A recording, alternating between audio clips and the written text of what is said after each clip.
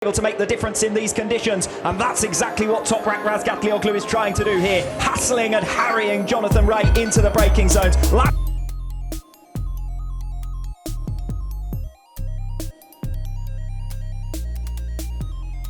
Usai gelaran WSBK 2022, kini sirkuit Mandalika diketahui terus melakukan pembersihan dan melanjutkan perbaikan di berbagai area. Salah satunya adalah melanjutkan pemasangan vaping di zona tengah. Zona tengah diproyeksikan akan menjadi pusat hiburan di sirkuit Mandalika. Saat ini alat berat diketahui kembali melanjutkan proses pengerjaan di zona tengah. Sebagai informasi, estimasi pengerjaan sirkuit Mandalika adalah 10 tahun untuk menyempurnakan semua aspek. Maka wajar saja jika kini sirkuit Mandalika masih memiliki kekurangan. Namun meski begitu, kini sirkuit Mandalika lebih baik dibandingkan tahun kemarin. Sementara itu untuk racing lain yang dikeluhkan pembalap WSBK, menurut Direktur Utama Mandalika Grand Prix Association atau MGPA Priyandi Satria, pihaknya akan terus berusaha meningkatkan kualitas sirkuit Mandalika agar jauh lebih baik lagi. Salah satu caranya adalah dengan memperbanyak event otomotif di sirkuit Mandalika, sehingga akan banyak membentuk racing line. Tak hanya di zona tengah, pembangunan area parkir di bagian zona timur juga diketahui tengah dilanjutkan. Area parkir diketahui tengah dilakukan penghamparan material subbase dan selanjutnya akan dilakukan pemadatan, lalu akan dicor. Sebagai informasi, perluasan area parkir ini dilakukan untuk kenyamanan para penonton saat ada gelaran di sirkuit Mandalika. Sementara itu, berbeda dibandingkan tahun lalu yang terus-menerus diguyur hujan, WSBK Mandalika musim ini digelar saat cuaca di Lombok, Nusa Tenggara Barat tengah terik-teriknya. Bahkan suhu aspal sirkuit Mandalika tercatat menjadi yang terpanas sepanjang musim. Dikutip dari Total Motorcycle, pada sesi race 2 WSBK Mandalika, suhu aspal lintasan mencapai hampir 70 derajat Celcius dengan suhu udara 37 derajat Celcius. Itu merupakan temperatur ekstrim yang membuat tim harus pintar-pintar memilih jenis ban. Motorcycle Racing Director Pirelli, Giorgio Barbier mengatakan, suhu tinggi ditambah daya cengkram trek yang kuat membuat pembalap harus menggunakan ban dengan standar khusus. Dia bersyukur meski cuacanya ekstrim, namun para pembalap nyaris tak mengalami masalah di bagian ban. Race 2 merupakan titik terpanas di sirkuit Mandalika. Suhu aspal lintasan yang bertempat di tepi pantai tersebut sempat hanya 54 derajat Celcius saat Superpole dan 66 derajat Celcius saat Race World SSP. Saya menginformasi, di tengah cuaca ekstrim tersebut, penerapan standar ban khusus tak hanya ditunjukkan untuk juara dunia saja, melainkan untuk semua pembalap, kata Barbier. Lantas, bagaimana menurut kalian?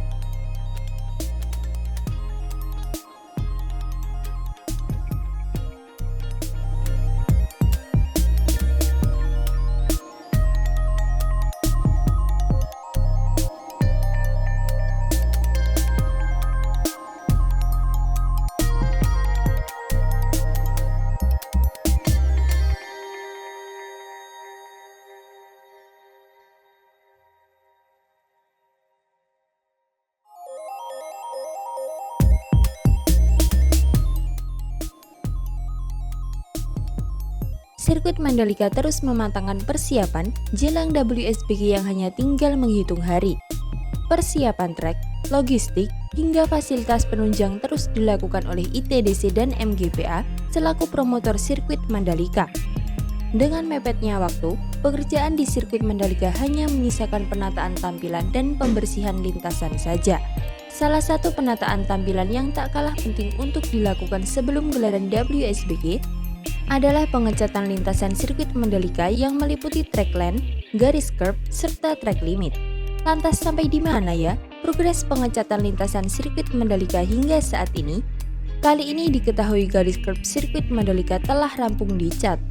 Sebagai informasi, pengecatan ini merupakan bagian dari track improvement.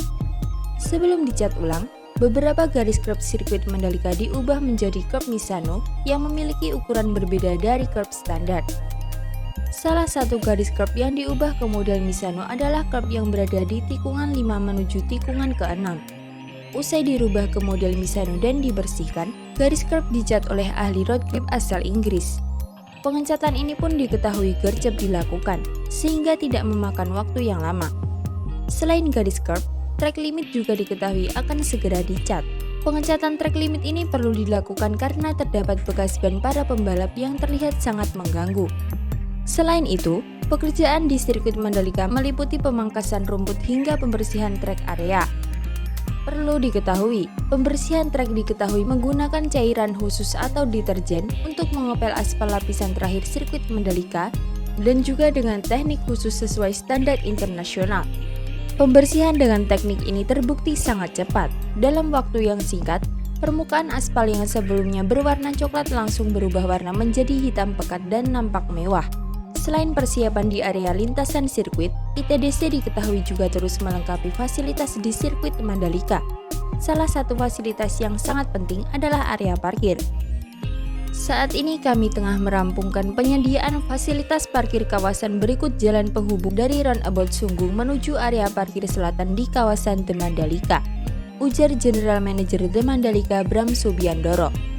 Penataan fasilitas parkir di area sirkuit dan kawasan The Mandalika yang dilakukan meliputi pekerjaan pengerasan area kantong parkir, pemasangan penerangan jalan atau PJU dengan solar cell dan sinage penunjuk arah lot parkir.